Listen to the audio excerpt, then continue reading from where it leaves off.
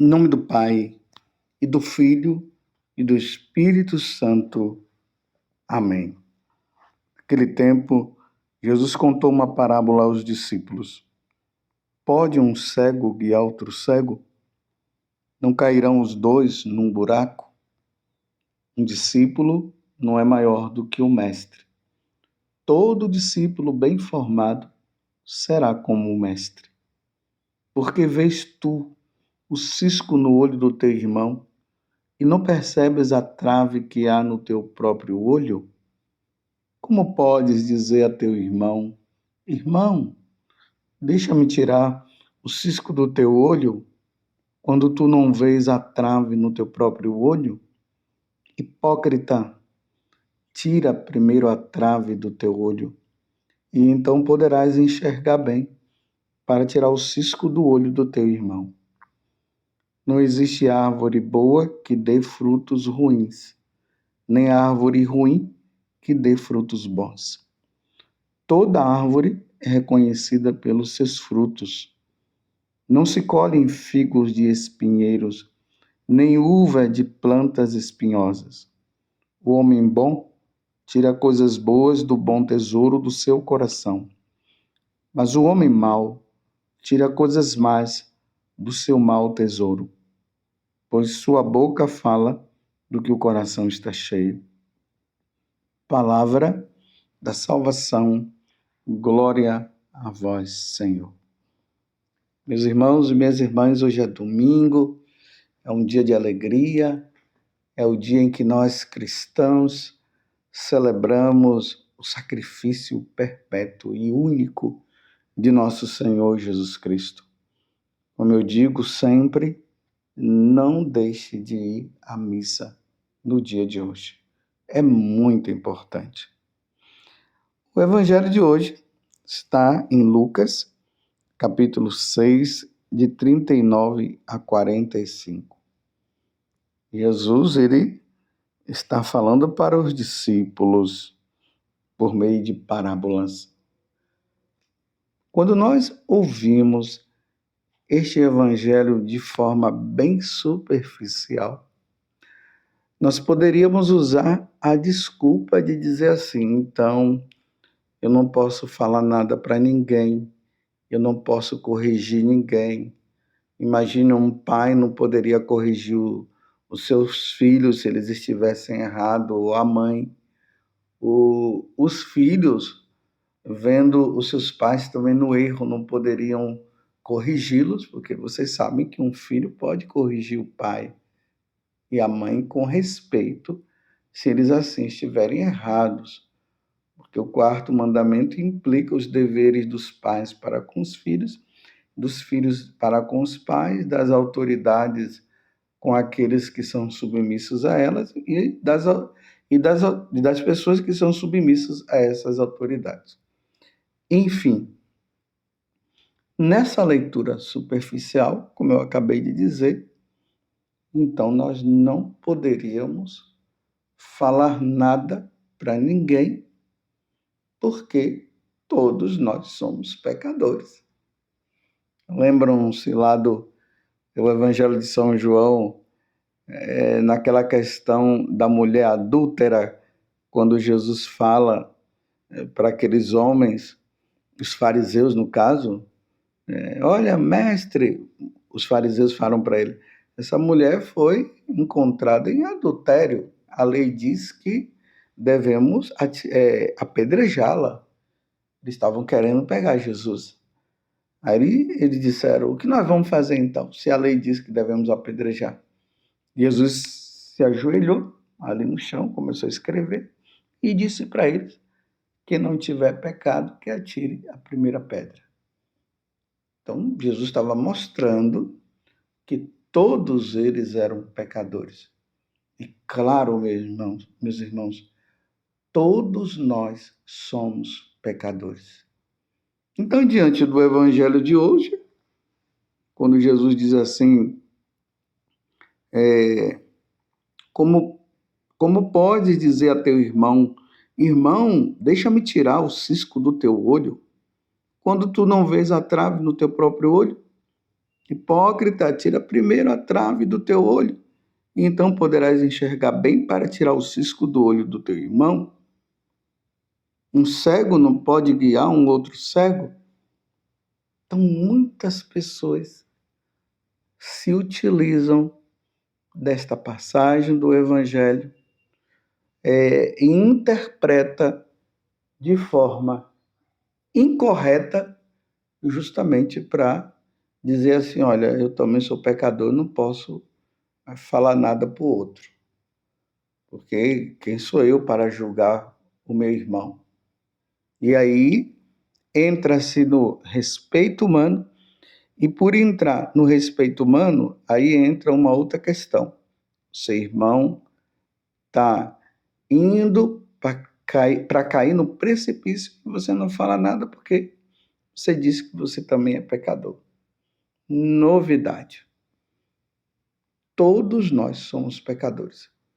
E ai daqueles que se julgam melhor do que os outros. Mas lembremos que Jesus também diz o seguinte: se teu irmão pecar, vai lá conversar com ele, vai corrigi-lo. Se você for e ele aceitar, você até ganhou um amigo, se não. Mas Jesus está dizendo que nós devemos ir ao encontro do outro.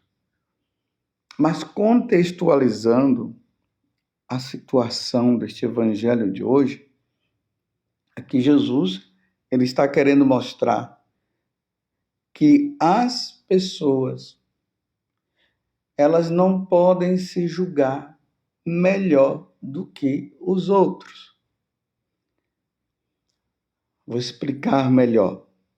Tem pessoas que ficam vendo os pecados dos outros, apontando os pecados dos outros, falando dos pecados dos outros, mas ele não olha também que ele é pecador também. E na hora que vão corrigi-lo, ele não aceita. A pessoa entra num grau de orgulho tão grande que só ela é a certa, ninguém mais. Então, só ela pode corrigir, só ela pode falar. Então, aí Jesus entra dizendo, como pode dizer a teu irmão, irmão, deixa-me tirar o cisco do teu olho, quando tu não vês a trave no teu próprio olho? Aí não dá. Realmente, para a pessoa ficar corrigindo o outro nos seus erros, porque temos que entender que todos nós erramos. Não é uma questão simplesmente de estar julgando essa pessoa ou não. Porque se aquela pessoa está fazendo algo de errado e é uma evidência que ela está errada, eu tenho por direito ajudá-la. Mas tudo precisa ser feito com caridade. Por exemplo, você chega para o outro, chama o outro de irmão. Olha, meu irmão, eu convivo com você já há muito tempo. Eu tenho visto essas coisas que você tem feito. Não me leve a mal o que eu vou falar. Mas olha, eu não sou perfeito também. Se tiver alguma coisa que você percebe que eu estou errado, venha me ajudar. Me ajude, fale também. Porque nós estamos num processo, nós estamos nesse caminho de santidade. Então, me ajuda também, mas eu não posso deixar de falar isso para você, porque eu não quero que você se perca. Aí a conversa, ela tem um tom diferente. Agora, se a pessoa não quer aceitar a correção, aí é problema. Agora, o ruim é quando a pessoa chega apontando o erro do outro. Você está errado, você é isso, você é aquilo e tal, tal. Aí o outro diz, mas você é isso também. Eu não sou, não. Aí realmente não dá para um cego guiar um outro cego, não é verdade? Se fosse por isso, Nós, sacerdotes, não poderíamos pregar o Evangelho. Não poderíamos fazer as homilias, os sermões, as pregações. Quantas vezes, meus irmãos, eu estou falando algo, ensinando o outro, e ali mesmo Deus ilumina e eu percebo que eu estou vivendo aquilo ali também. Você está entendendo? Aí agora eu vou parar de corrigir o outro porque eu também estou vivendo aquilo? Não. Eu vou falar a verdade para o outro com toda a caridade, como eu acabei de dizer, e agora eu também vou criar vergonha na cara. Que bom que Deus me iluminou. Que bom que aquela pessoa também falou de alguns defeitos que eu tenho, que eu não estava reconhecendo, que eu não via. E isso serve para a nossa humilhação, para nós reconhecermos que perfeitos só Deus e Nossa Senhora, que não caiu em pecado nenhum. O resto, meus irmãos, nós somos todos pobres e pobres pecadores. Quando nós lemos muitas vezes a vida dos santos, nós vemos os santos naquela atitude de humilhação. E quando a pessoa vem e fala uma atitude, algum erro dele ou deles, né? Eles vão lá e dizem muito obrigado, eu estava cego. Você compreendeu? O fato de eu ir ao encontro do outro para ajudá-lo não significa que eu seja perfeito. Não nos coloquemos numa atitude de perfeição, mas sejamos humildes para ajudar o irmão a sair do erro, mas sejamos humildes também para, na hora que formos corrigidos, nós também aceitarmos os nossos erros. E aí dá para entender melhor o que Jesus está dizendo aqui. Toda árvore é reconhecida pelos frutos, pelos seus frutos. Não se colhem figos de espinheiros, nem uvas de plantas espinhosas. O homem tira coisas boas do bom tesouro do seu coração, mas o homem mau tira coisas más do seu mau tesouro, pois sua boca fala do que o coração está cheio. Quer conhecer uma pessoa? É só ver o que ela fala. Mas não é assim, você nunca viu aquela pessoa e viu aquela pessoa falando aquilo, aí você já deduz que ela seja assim. Não, tem que ser pessoas que faz parte do seu convívio. E aí ela vai falando e vai se percebendo. E é neste momento que, por caridade, nós devemos ajudar para tirar o irmão do mau caminho. Você entendeu? Agora, eu pergunto para você, no convívio que você tem com as pessoas que estão ao seu redor, você tem visto os seus irmãos errarem? Aí vamos supor que você diga, sim, eu tenho visto. Aí o que é que você tem feito? Eu não falo nada não, porque quem sou eu para julgar? Vocês estão vendo? Não é assim. Não é uma questão de julgamento. É uma questão de evidência, como eu sempre falo, essa diferença. O que seria um julgamento que nós fazemos de uma pessoa e uma evidência, que seria um juízo temerário que nós fazemos de alguém e uma evidência.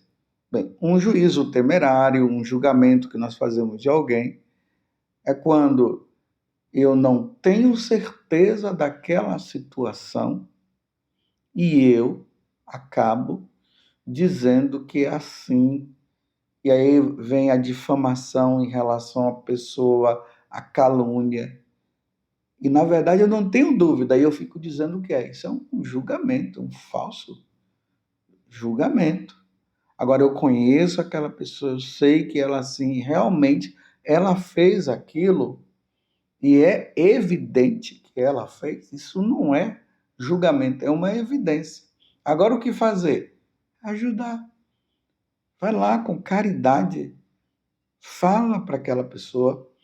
Vamos supor que você conhece alguém que é amigo seu ou sua amiga. Eles são casados e você sabe que o outro está ali no adultério, está fazendo alguma coisa errada.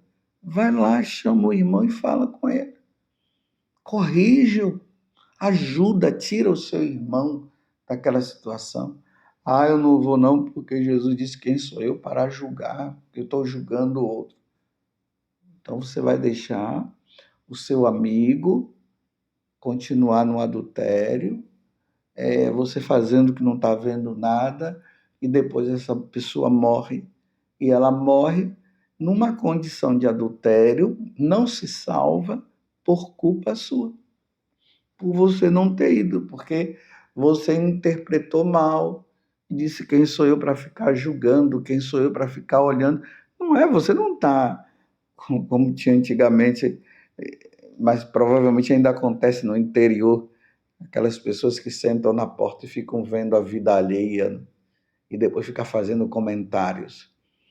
Hoje isso se faz através da internet, Facebook, Instagram, as pessoas ficam vendo ali, fazendo os comentários, né? É assim que se faz. Não é neste sentido. Mas nós estamos aqui para ajudar a tirar o nosso irmão do erro. Você tem feito isso? Não caia no pecado da omissão. Mas se você está errado, você se recorda daquele exemplo que eu já trouxe aqui algumas vezes? Aí vem aquela pessoa que, por exemplo, é um ministro da Eucaristia ali na paróquia. Aí vem dizer assim, olha, padre, eu estou numa vida errada, sou um ministro da Eucaristia. Então, como eu estou nessa vida errada, eu vou deixar de ser ministro da Eucaristia, porque eu não posso ser ministro da Eucaristia numa situação dessa. Eu falo para ela, então vamos fazer o seguinte, você continua sendo ministro da Eucaristia e largue essa vida errada, não é melhor assim? Porque se opta para viver no erro e sair daquilo que é bom. É melhor fazer assim? A pessoa deveria chegar e dizer assim, olha, padre, eu sou ministro da Eucaristia. Olha, eu sou da Pastoral do Batismo. Olha, eu sou da Legião de Maria. Eu sou dos Vicentinos. Mas tenho levado uma vida errada e hoje eu venho aqui para para eu reparar os meus erros. Eu vou deixar essa vida errada e quero continuar sendo ministro da Eucaristia, catequista, vicentino, da Legião de Maria ou qualquer outra pastoral, porque eu quero optar pelo bem, eu quero ficar fazendo o bem. Que no dia de hoje, Deus nos ajude, então, a vivermos esse evangelho. Primeiramente, reconhecendo, sim, que todos nós somos pecadores, que nós temos erros. Às vezes, o erro que eu tenho não é o seu. Os pecados que eu tenho não são os seus. Mas isso não me impede de eu te ajudar se você estiver no erro. E isso também não impede você também de me ajudar. Por favor, me ajudem. Se vocês veem que eu estou no caminho errado, que eu estou fazendo coisa errada, pelo amor de Deus, me ajude. Ah, não, é o Padre Augusto. Não, é o Padre José Augusto mesmo. Pecador. E às vezes muito mais pecador do que você. Só Deus sabe. o quanto que eu luto, mas não vamos entrar na onda de usar esse evangelho para perpetuar o erro do outro, para perpetuar o meu erro, e nós ficarmos assim, e em vez de nós nos salvarmos, nós vamos nos perder. Sendo que na segunda leitura, está na primeira carta aos Coríntios, capítulo 15, do versículo 54 até o 58, onde Paulo faz a continuidade do que nós ouvimos na semana passada, que nós somos homens, nós somos pessoas espirituais também, porque Jesus, ele é espiritual. Adão, ele era carnal, e aqui ele está falando, quando esse ser corruptível que nós temos estiver revestido de incorruptibilidade, e este ser mortal estiver vestido de imortalidade, então estará cumprida a palavra da Escritura. E aí vai dizer, a morte foi tragada pela vitória. Ó morte, onde está a tua vitória? Onde está o teu aguilhão? O aguilhão da morte é o pecado, e a força do pecado é a lei. Graças sejam dadas a Deus, que nos dá a vitória pelo Senhor nosso Jesus Cristo. Portanto, meus amados irmãos de São Paulo, sede firmes e inabaláveis, empenhando-vos cada vez mais na obra do Senhor, certo de que vossa fadiga não são em vão no Senhor. Então vamos nos empenhar cada vez mais na obra do Senhor, na vida do Senhor, com o Senhor, na vida com Deus, ajudando os nossos irmãos, tirando eles das situações de erro e pedindo a eles que eles nos tirem também, porque Jesus venceu a morte, Jesus venceu o pecado e o nosso caminho é o céu. Louvado seja nosso Senhor Jesus Cristo, para sempre seja louvado, e a sua mãe, Maria Santíssima, e desça sobre você a bênção de Deus Todo-Poderoso, Pai, Filho e Espírito Santo. Amém. Louvado seja nosso Senhor Jesus Cristo, para sempre seja louvado, e a sua mãe, Maria Santíssima.